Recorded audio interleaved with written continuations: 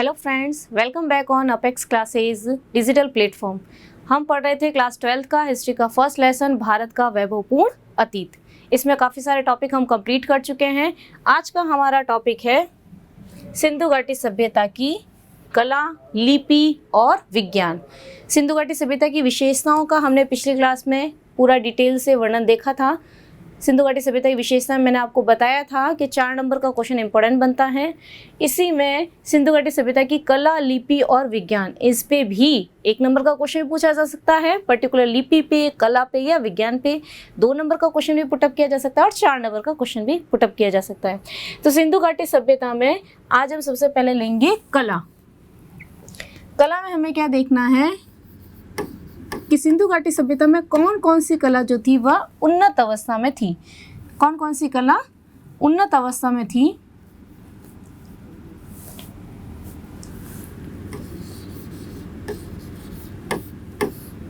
कला में कौन कौन सी कला है? सबसे पहला है पत्थर की मूर्ति बनाने की कला। उस समय में पत्थरों की मूर्तियों का निर्माण होता था, पत्थर मूर्तियाँ। इसके अलावा मनके बनाने के कारखाने, मनके निर्माण की भी कला उस समय बहुत ज़्यादा विकसित अवस्था में थी।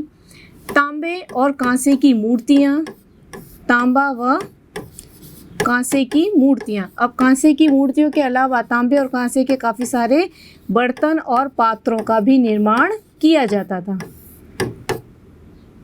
इसके अलावा पात्र या बर्तन बनाए जाते थे। इसके अलावा कला में हम क्या देखते हैं? मृदभांड। मृदभांड का मतलब क्या होता है? मिट्टी के बर्तन। मृदभांड कला का भी उस समय बहुत ज़्यादा विकास हो रखा था। तो उस समय की कला जो थी बहुत ज़्यादा उन्नत अवस्था में थी। ये कैसे पता चलता है? उस समय की मूर्तियाँ जो मिली हैं, मनके जो मिले हैं, जो मूर्तियों के अलावा जो बर्तन, औजार वगैरह मिले हैं, उन सब से हमें ये पता चलता है कि उस समय की कला बहुत ही विकसित अवस्था में थी। इसके अलावा हम कह सकते हैं तांबे कांसे की जो धातु कला है वह भी बहुत उन्नत अवस्था में थी। इसके भी अवशेष हमें अलग अलग जगह से, जैसे नर्तकी के कांसे की मूर्ति जो मिली है, रथ की जो मूर्ति मिली है, ये सारी चीज़ें ये स्पष्ट करती है कि उस समय की सभ्यता जो थी, सिंधु घाटी सभ्यता जो थी, उसकी कला बहुत ही उन्नत अवस्था में थी। दूसरा हम देख रहे हैं यहाँ पर क्या दिया हुआ है? लिपि। इस पे 1 नंबर का कई बार क्वेश्चन पूछा जाता है। लिपि में आपको क्या ध्यान रखना है? 1 नंबर के क्वेश्चन में सीधा पूछ लिया जाता है कि सिंधु घाटी सभ्यता की लिपि कौन सी थी। तो सिंधु घाटी सभ्यता की लिपि कौन सी थी? भाव चित्रात्मक लिपि। मोस्ट इंपोर्टेंट क्वेश्चन है। सिंधु वासियों की लिपि कौन सी थी? भाव चित्रात्मक लिपि। कौन सी लिपि थी? भाव चित्रात्मक लिपि, जिसे और किस नाम से जानते हैं? पिक्टोग्राफ के नाम से। क्या कहते हैं इसको? और पिक्टोग्राफ। अब कई बार क्या होता है, डायरेक्ट पूछ लिया जाता है कि पिक्टोग्राफ लिपि कौन सी सभ्यता से संबंधित है, या भाव चित्रात्मक लिपि जो है वह कौन सी सभ्यता से संबंधित है। तो आप क्या लिखोगे? पिक्टोग्राफ लिपि या भाव चित्रात्मक लिपि जो है वह कौन सी सभ्यता से संबंधित है? सिंधु घाटी सभ्यता से। तो 1 नंबर में आपका इंपॉर्टेंट क्वेश्चन बनता है, सिंधु सभ्यता की प्रमुख लिपि का नाम बताइए, या सिंधु वासियों की प्रमुख लिपि कौन सी थी। तो सिंधु घाटी सभ्यता की प्रमुख लिपि कौन सी थी? भाव चित्रात्मक लिपि थी, जिसको और किस नाम से जाना जाता है? पिक्टोग्राफ लिपि के नाम से भी जाना जाता है। अब सबसे बड़ी जो महत्वपूर्ण बात यह है कि इस लिपि को अभी तक पढ़ा नहीं गया है। मतलब कोई भी व्यक्ति इसको पढ़ने में सफल नहीं हुआ, इसको पढ़ा नहीं जा सका इस लिपि को अभी तक। ठीक है ना? हालांकि इस सभ्यता से संबंधित लगभग 2500 लेख हमें मिल चुके हैं मोहरों के ऊपर। कितने? लगभग 2500 लेख इस सभ्यता से हमको मिल चुके हैं। ठीक है ना? और एक और क्वेश्चन आपको याद रखना है इसमें, सबसे बड़ा जो लेख मिला है सिंधु घाटी सभ्यता में कौन सा, कहाँ पर मिला है? 17 अक्षरों का। कितना है? 17 अक्षरों का सबसे बड़ा लेख। 17 अक्षरों का बड़ा जो लेख मिला है सिंधु सभ्यता में, किस जगह से मिला है? धोलावीरा से। कहाँ से मिला है? धोलावीरा से मिला है। क्वेश्चन बनता है यहाँ पर, सिंधु सभ्यता में सबसे बड़ा लेख किस स्थान से मिला है? धोलावीरा से मिला है। कितने अक्षरों का है वह? 17 अक्षरों का मिला है। धोलावीरा कहाँ पर है? पहले भी बता चुकी हूँ मैं। सारे स्टेट अच्छे से याद होने चाहिए आपको। धोलावीरा है गुजरात में। मैप में आपसे ये जगह पूछी जा सकती है, इसलिए ये जगह भी आपको ध्यान होनी चाहिए कि कौन से स्टेट में है। ठीक है? लिपि के बाद में सबसे लास्ट में हमारा क्या टॉपिक है सिंधु सभ्यता का? विज्ञान। विज्ञान में हम क्या पढ़ते हैं कि सिंधु वासियों को कौन कौन सी विज्ञान की शाखाओं के बारे में जानकारी थी। तो सबसे पहले हम लेते हैं गणितीय विज्ञान। सबसे पहले क्या लेते हैं हम? गणितीय विज्ञान की उन्हें जानकारी थी। गणितीय विज्ञान में जो गणितीय अंक थे उस अंकों के बारे में उनको जानकारी प्राप्त थी। इसके अलावा योग और गुणा यानी जोड़ना और गुणा, इन दोनों ही प्रक्रियाओं से वे लोग परिचित थे। सिंधुवासी जो थे उनको घटाना भाग से परिचित नहीं थे, वह योग और गुणा यानी जोड़ और गुणा की जो गणितीय प्रक्रियाएं थी, गणितीय अंकों की जो ज्ञान था वह उस सभ्यता के लोगों में था। गणितीय विज्ञान के बाद में हम दूसरा देखते हैं औषधि विज्ञान या चिकित्सा विज्ञान भी कह सकते हैं जिसको। औषधि विज्ञान में क्या पढ़ेंगे हम कि सिंधु सभ्यता में इसके पूरा स्थल से एक खोपड़ी का अवशेष मिला है। उस खोपड़ी में कुछ छेद में देखने को मिलते हैं और उन छेदों को किसी वस्तु से, किसी सामग्री से भरा गया है। उन छेद को वापस भरा कर दिया गया, उनको फिल कर दिया गया वापस। तो इससे हमें ये पता चलता है कि आज के समय की जो प्लास्टिक सर्जरी है वो हजारों साल पहले भी थी। ठीक है ना। तो इससे हमें क्या पता चलता है कि शल्य क्रिया जो है, जो कि प्लास्टिक सर्जरी जिसको हम कहते हैं, ये हजारों वर्ष पूर्व भी भारतीयों ने इसकी खोज कर चुकी थी। ये हमारे भारत की महत्वपूर्ण उपलब्धि है कि आज जहाँ पर बाहर के देशों के द्वारा, ब्रिटिशर्स के द्वारा या बाहर के देशों में जाकर जो प्लास्टिक सर्जरी का कार्य किया जाता है या भारत में भी अगर किसी जगह होता है, तो ये तो हजारों वर्ष पहले ही हमारे आर्यों ने, भारतीय लोगों ने उसको खोज निकाला था। तो ये भारत की महत्वपूर्ण उपलब्धि है। बहुत ही गर्व की बात है भारत के लिए कि शल्य चिकित्सा का ज्ञान हजारों साल पहले भी भारतीय लोगों को था। इसके अलावा हम देखते हैं औषधि विज्ञान के बाद में देखते हैं विज्ञान में शल्य चिकित्सा का ज्ञान हो गया। इसके अलावा धातु विज्ञान, धातु विज्ञान का भी ज्ञान था उस समय के लोगों को।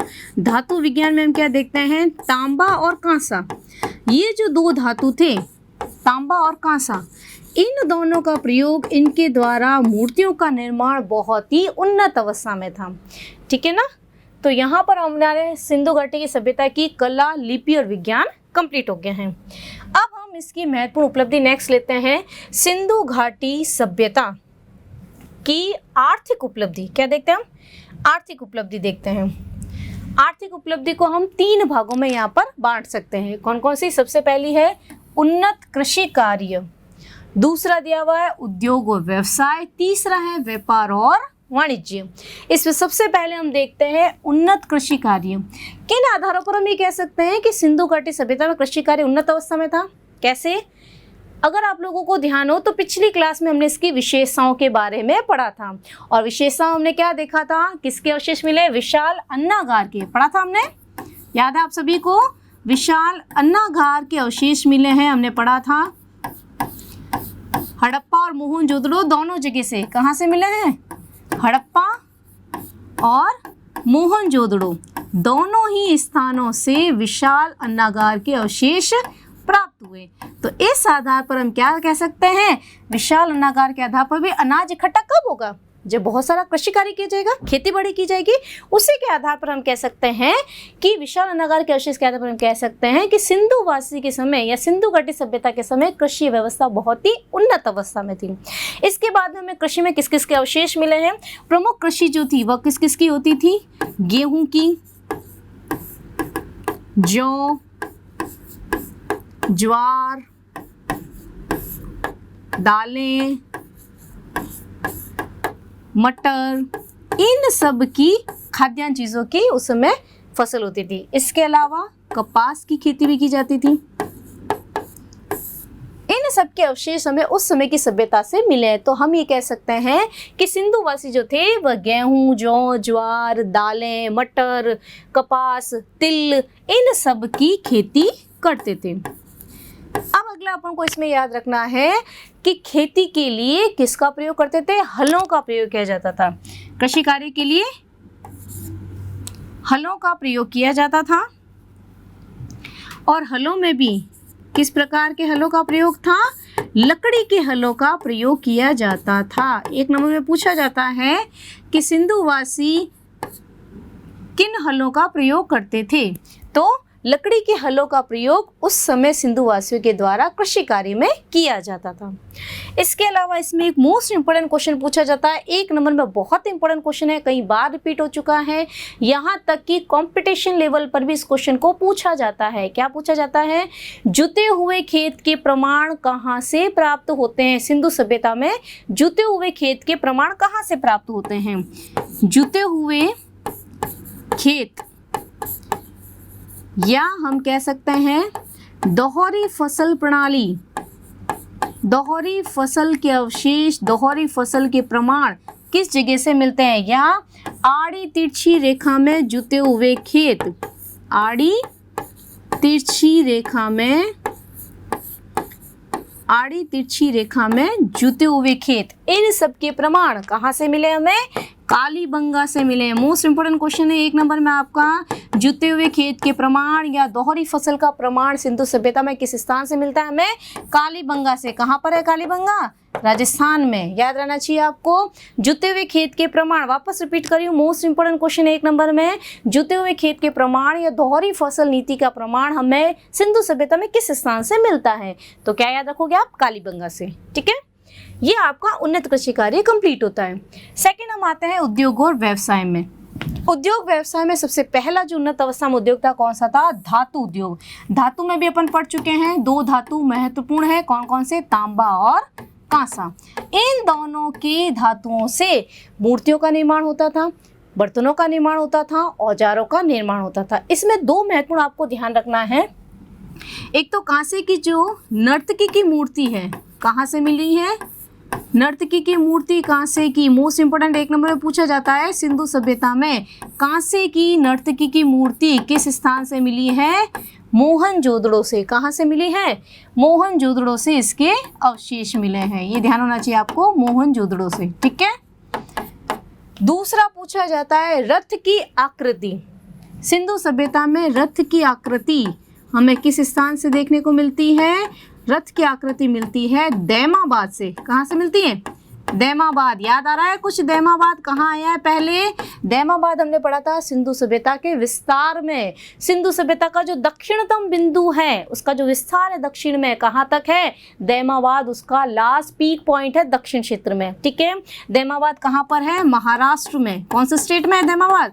महाराष्ट्र में। ये भी पूछा जाता है आपसे कई बार कि रथ की आकृति के प्रमाण सिंधु सभ्यता में किस स्थान से मिले हैं? तो आपको लिखना है दैमाबाद महाराष्ट्र से मिले हैं। दैमाबाद महाराष्ट्र में मैप में भी पूछा जा सकता है। दैमाबाद को अगर भरना है तो आप कौन से स्टेट में भरेंगे? महाराष्ट्र स्टेट में। ठीक है, नेक्स्ट आता है मणके या मनके। मणके निर्माण का उद्योग उस समय बहुत ज़्यादा उन्नत अवस्था में था। ठीक है ना। अब मणके बनाने के जो कारखाने मिले हैं वो हमें 2 स्थानों से मिले हैं। ये भी 1 नंबर में पूछा जाता है कि सिंधु सभ्यता में मणके बनाने के कारखाने किस स्थान से मिले हैं? 2 स्थानों से मिले हैं। सबसे पहला है लोथल और दूसरा है चहुंदड़ो।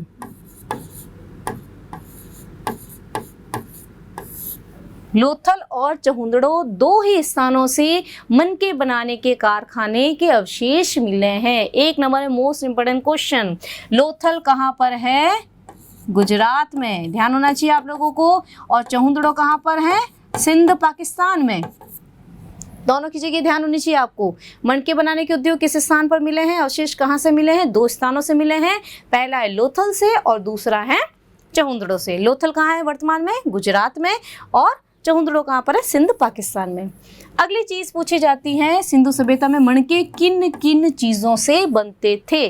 तो मणके जो है वो लगभग सभी धातु से, सोना से, चांदी से, तांबे के, पत्थरों के, सीप से, शंख से, लगभग सारी चीज़ों से मणके बनाने का कार्य उस समय बहुत ही उन्नत अवस्था में था।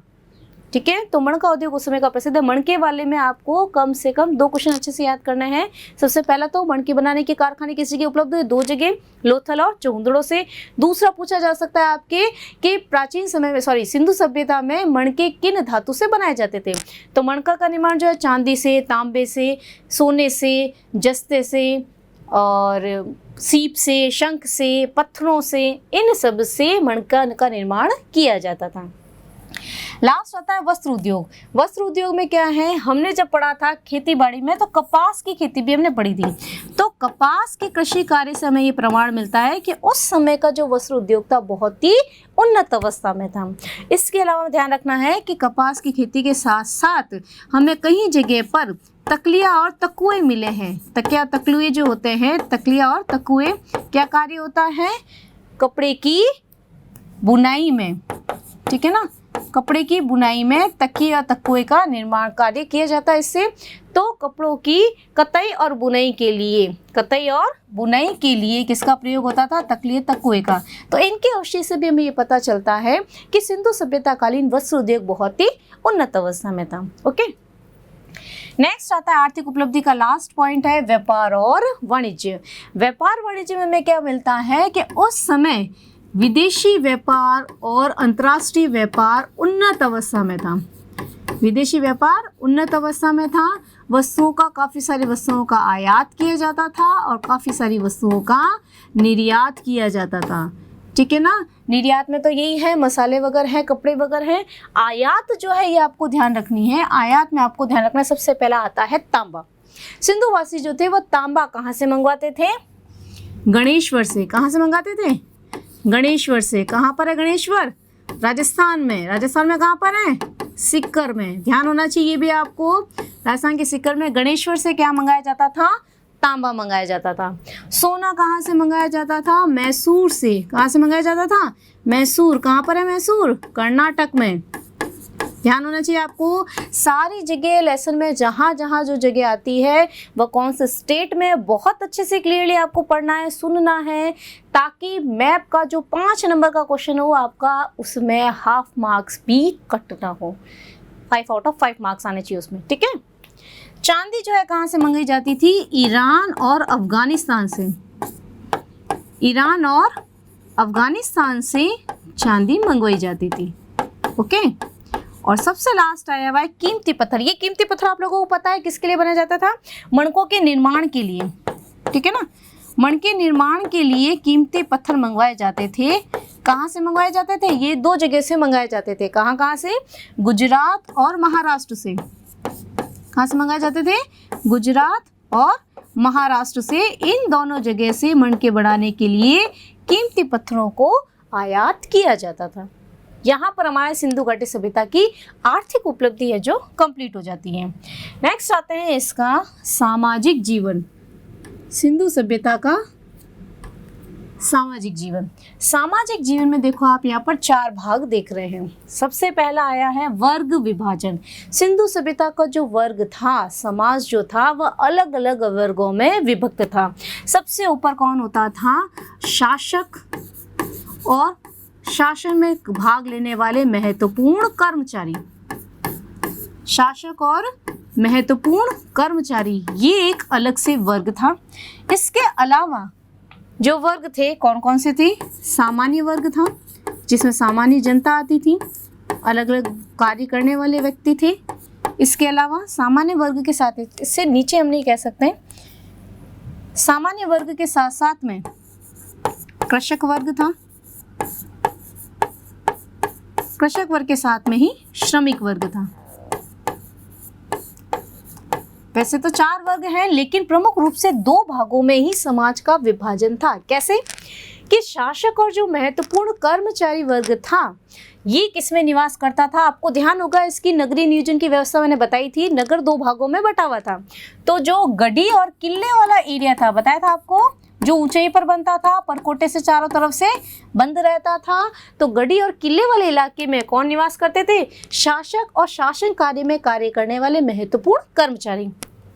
बाकी जो सामान्य वर्ग है, कृषक है, श्रमिक वर्ग है, ये कहाँ निवास करती थी, नगर या बस्ती में। बता चुकी हूँ मैं पहले भी कि नगर नियोजन 2 भागों में विभाजित था। एक वर्ग जो ऊंचाई पर बनता था वह गढ़ी या किले का क्षेत्र कहलाता था। उसको परकोटे से, नगर से पृथक रखा जाता था। नगर और बस्ती में सामान्य जनता निवास करती थी। अब इसके साथ में आपको ध्यान रखना है, सामान्य वर्ग के बाद में दूसरा पॉइंट याद रखना आपको, परिवार। कि प्राचीन कालीन जो सिंधु सभ्यता है उसमें ज़्यादातर हमें मात्र देवी की मूर्तियां मिली हैं, स्त्रियों की मूर्तियां मिली हैं, देवियों की मूर्तियां मिली हैं। इससे हमें स्पष्ट ज्ञात होता है कि उस समय के परिवार कैसे थे, मात्र सत्तात्मक परिवार। क्या होता है मात्र सत्तात्मक परिवार, जिसमें माता के नाम से वंश चलता है। आपको समाज में, परिवार में किसके नाम से जाना जाता है, माता के नाम से। वर्तमान में कौन सा परिवार चल रहा है, पितृसत्तात्मक। कैसे, आप कहीं पर भी जाते हो, ठीक है ना, कहीं से आपसे पूछा जाता है आप किसके बेटे हो, बेटी हो, आपसे परिचय मांगा जाता है तो आप किसका नाम बताते हैं, अपने पिता का नाम बताते हैं। पिता का नाम ही आपके डॉक्यूमेंट में लिखा जाता है, फादर ऑफ, ठीक है ना, कहीं पर लिखा जाता है। जहाँ जहाँ लिखा जाता है आपके बेटे का नाम, अपने पुत्र का नाम, उनके साथ में अपने पिता का नाम लगाया जाता है, ठीक है। इसके अलावा परिवार के वंशजों के भी नाम में भी, जैसे मान लो आप कोई शादी ब्याह के लिए जा रहे हैं, बाहर का कोई भी काम कर रहे हैं, कौन करती है, माता करती है, पिता करते हैं, पिता करते हैं। तो प्रमुख रूप से समाज में किसको मान्यता प्राप्त है, पिता को। तो ऐसा समाज क्या कहलाएगा, पितृसत्तात्मक परिवार। उस समय क्या होता था, मात्र सत्तात्मक यानी माता के नाम से वंश चलता था। जैसा इसका एक एग्जाम्पल हम देखते हैं, महाभारत काल में अगर हम जाते हैं, महाभारत लगभग आप सभी लोगों ने देख रखी होगी, तो उसमें देखो जो भी अपन कैरेक्टर देखते हैं महाभारत के, लगभग जैसे अपन देखते हैं कुंती पुत्र अर्जुन, देखते हैं कुंती पुत्र अर्जुन, गांधारी नंदन धृतराष्ट्र, गांधारी नंदन दुर्योधन, पढ़ते हैं नाम। तो उस समय के जो भी कैरेक्टर थे उनमें हम देखते हैं कि माता के नाम से उनको जाना जाता था। दूसरा हम आ जाते हैं रामायण की तरफ। रामायण की तरफ हम क्या देखते हैं, जनक पुत्र राम, देखते हैं ना, दशरथ पुत्र राम और जनक पुत्री सीता, यानी पिता के नाम से वंश चल रहा है। यानी ऐसा वंश, ऐसा समाज क्या होगा, पितृसत्तात्मक समाज होगा, पितृसत्तात्मक परिवार होगा। सिंधु सभ्यता में ज़्यादातर हमें देवियों की मूर्तियाँ मिली हैं। उससे हमें ये ज्ञात होता है उस समय का समाज जो था वह कैसा था, मात्र सत्तात्मक परिवार था, यानी माता के नाम से वंश चलता था। अब आता है आभूषण। आभूषण में क्या है, स्त्री और पुरुष दोनों ही आभूषण पहनते थे। देखा है आपने प्राचीन काल में, चाहे आप महाभारत काल उठा के देख लो, चाहे रामायण देख लो, सभी पुरुषों के काफ़ी सारे आभूषण पहने होते हैं। तो प्राचीन सभ्यता में भी, हमारे सिंधु सभ्यता में भी स्त्री और पुरुष दोनों को ही आभूषणों का शौक था। स्त्री पुरुष दोनों ही आभूषण के शौकीन थे, ठीक है। नेक्स्ट आता है मनोरंजन। अब एंटरटेनमेंट कैसे करते थे, मनोरंजन के लिए हमें अवशेष मिले वाद्य यंत्रों के। किसके अवशेष मिले, वाद्य यंत्रों के, यानी संगीत में उनकी रुचि, हम कह सकते हैं उनकी संगीत में रुचि थी। तो वाद्य यंत्रों के द्वारा वह अपना मनोरंजन करते थे, संगीत का आयोजन करते थे। इसके अलावा शिकार या आखेटन, शिकार या आखेटन कहते हैं, आखेट करना यानी शिकार करना, ये दो कार्यों के द्वारा सिंधुवासी अपना मनोरंजन करते थे। ओके, तो यहाँ पर अपना आर्थिक जीवन के बाद में सामाजिक जीवन कंप्लीट हो जाता है। सामाजिक जीवन के बाद हमारा आता है धार्मिक जीवन की उपलब्धियां सिंधु सभ्यता की। धार्मिक जीवन में पहला हम देखते हैं वृक्ष, जल और पशु पूजा। अब उस समय के जो अवशेष मिले सिंधु सभ्यता में, तो सबसे पहले वृक्ष में हम देखते हैं कि एक अवशेष मिला है जिसमें पीपल के वृक्ष के नीचे एक व्यक्ति हाथ जोड़ के खड़ा है। पीपल के वृक्ष के आगे कुछ चढ़ाया जाए। पीपल के वृक्ष की पूजा, ऐसा माना जाता है कि सिंधुवासी जो थे वो पीपल के वृक्ष की पूजा करते थे। ऐसा माना जाता है कि उस समय के लोगों का ये विश्वास था कि वृक्ष में किसी आत्मा का निवास होता है, इसलिए वो उसकी पूजा करते थे। तो वृक्ष पूजा उस समय प्रचलित थी। जल, जो भी सरोवर और तालाब वगैरह है, बड़ी नदियाँ जो होती थी, उनका भी पूजन किया जाता था। ऐसा माना जाता है जैसे पितरों का तर्पण वगैरह किया जाता नदी के किनारे, तो उस समय भी ऐसा माना जाता था कि हमारे जो पूर्वज थे उनका जल में निवास होता है, इसलिए वह जल की पूजा के माध्यम से उनकी पूजा करते थे। पशु पूजा, पशुओं में हमें क्या है, सबसे ज़्यादा नाग की पूजा के अवशेष मिलते हैं, नाग की पूजा करते हुए, ठीक है ना। एक जगह ये बताया गया है कि एक योगी की मूर्ति भी हमें देखने को मिलती है। उस योगी की मूर्ति के पास में क्या है, हमें एक तरफ तो हाथी और बाघ बना हुआ दिखता है और दूसरी तरफ एक भैंसा और सिंह हिरण बना हुआ दिखता है। तो ऐसा माना जाता है इन पशुओं का भी उस समय पूजा में शामिल था नाम, ठीक है ना। तो सिंधु सभ्यता में वृक्ष पूजा, जल पूजा और पशु पूजा को मान्यता प्राप्त थी, मतलब इनको देवी देवता के रूप में पूजा जाता था, ठीक है। तप, योग और यज्ञ। तप, योग और यज्ञ में क्या है, सबसे पहले हम देखते हैं लोथल में, बनावली में, कालीबंगा से, इन जगह से हमें अग्निकुंड और अग्निवेदियों के अवशेष मिले हैं। अग्निकुंड और अग्निवेदिकाएं, किसे कहते हैं अग्निकुंड अग्निवेदिकाएं? अग्निकुंड और अग्निवेदिकाएं क्या होता है? यज्ञ के समय जो एक जिसमें आहुतियां वगैरह देते हैं, जो चौकोर तरह का बनाया जाता है, यज्ञ वगैरह देखा ही होगा आप लोगों ने, तो वो अग्निकुंड और अग्निवेदियां, वेदी बनी हुई है जिसके ऊपर आहुतियां दी जा रही है, इनके अवशेष मिले हैं। उससे ये पता चलता है उस समय के जो लोग थे वह यज्ञों में विश्वास करते थे, यज्ञों का आयोजन करते थे, इससे ये पता चलता है। ठीक है ना। योग में मैंने अभी आपको बताया है कि एक योगी की मूर्ति मिली है, जिसे कुछ लोग तो शिव की प्रतिमा कहते हैं और कुछ लोग ऐसे मानते हैं कि उस समय योग को महत्व दिया जाता था। तो योगी की एक प्रतिमा मिली है, मूर्ति मिली है। तप का भी आयोजन किया जाता था। कुछ लोग ऐसे कह रहे हैं वो योगी की जो मूर्ति है उसमें वह तपस्या करता हुआ दिखाया गया है। तो इन सारे अवशेषों से ये ज्ञात होता है उस समय के जो लोग थे वह यज्ञ हवन में, तप में और योग में विश्वास करते थे।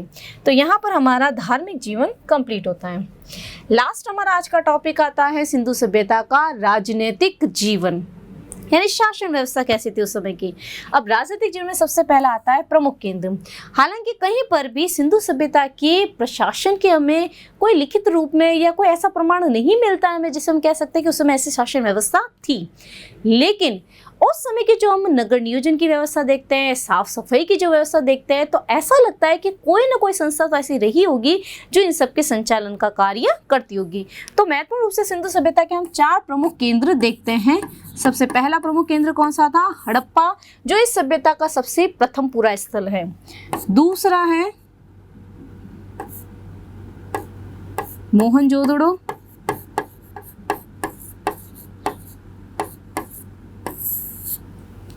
तीसरा स्थल हम देखते हैं इसमें लोथल, और चौथा स्थल इसमें हम देखते हैं कालीबंगा। हड़प्पा, मोहनजोदड़ो, लोथल और कालीबंगा, ऐसा माना जाता है ये 4 प्रमुख उस समय शासन के केंद्र थे जहां से आसपास के क्षेत्रों में सारी व्यवस्थाएं की जाती थी, चाहे वह नगर नियोजन की हो, सड़कों का निर्माण हो, गलियों का निर्माण हो, नालियों का निर्माण हो, साफ सफाई के लिए जो भी व्यवस्था थी वह इन 4 केंद्रों के माध्यम से की जाती थी। नेक्स्ट आता है प्रशासन। प्रशासन में हम ऐसे कह सकते हैं कि साफ सफाई के लिए जिस प्रकार वर्तमान में नगर निगम, नगर पालिकाएं हैं, वैसे ही उस समय कोई न कोई संस्था अवश्य रही होगी जो संपूर्ण प्रशासन की देखरेख का कार्य करती होगी। हम इसको सही तरीके से तो नहीं कह सकते, स्पष्ट रूप से नहीं कह सकते क्योंकि ऐसे अवशेष नहीं मिले हैं, लेकिन उस समय के जो सुव्यवस्थित अवशेष हमें मिले हैं नगर नियोजन के, साफ सफाई के, उस आधार पर हम कह सकते हैं उस समय किसी न किसी प्रकार की एक व्यवस्था रही होगी, नगर निगम जैसी, नगर प्रशासन जैसी, नगर पालिका जैसी, जो उस समय की सारी व्यवस्था को देखती होगी। अस्त्र और शस्त्र। अस्त्र शस्त्र में क्या होता है, उस समय में हमें कोई ज़्यादा औजार नहीं मिले हैं, तो इससे ये अनुमान लगाया जा सकता है कि सिंधुवासी जो थे वह शांति प्रिय थे, युद्ध में विश्वास नहीं करते थे, लड़ना उनको पसंद नहीं था। ठीक है ना। आसपास के क्षेत्रों में भी हम देखते हैं, जैसे मेसोपोटामिया वगैरह देखते हैं, तो इन क्षेत्रों के साथ सिर्फ उनके व्यापारिक संबंध थे, व्यापार के लिए एक स्थान से दूसरे स्थान पर आते जाते रहते थे, लेकिन उनके साथ किसी भी युद्ध का उल्लेख नहीं किया गया है। सिर्फ छोटे मोटे हमें तीर, भाले, ये सारी चीज़ें हमें देखने को मिल जाए, तीर है, बाण हैं, भाले हैं, तो ये सारी चीज़ें तो हम मान सकते हैं कि पशुओं से रक्षा करने के लिए उस समय के लोग इन अस्त्र शस्त्रों का निर्माण करते थे या इनका प्रयोग करते थे। बाकी कहीं पर भी सिंधुवासियों के द्वारा युद्ध का उल्लेख नहीं किया गया। इस आधार पर हम कह सकते हैं सिंधुवासी बहुत ही शांति प्रिय थे, किसी प्रकार के युद्ध का वर्णन उसमें नहीं मिलता है। ओके, तो आज की क्लास का हमारा सिंधु सभ्यता की जो महत्वपूर्ण उपलब्धियाँ थी वह कंप्लीट हो जाती हैं। कल हम नेक्स्ट क्लास में हम शुरू करेंगे वैदिक सभ्यता के बारे में। तब तक के लिए थैंक यू। सब्सक्राइब करें हमारा Apex classes Edutech YouTube channel, साथ ही बेल आइकन को क्लिक करना बिल्कुल ना भूलें ताकि आगे आने वाले सभी यूट्यूब वीडियोस की अपडेटेड नोटिफिकेशंस सबसे पहले आपको मिले। Apex classes Edutech, subscribe now.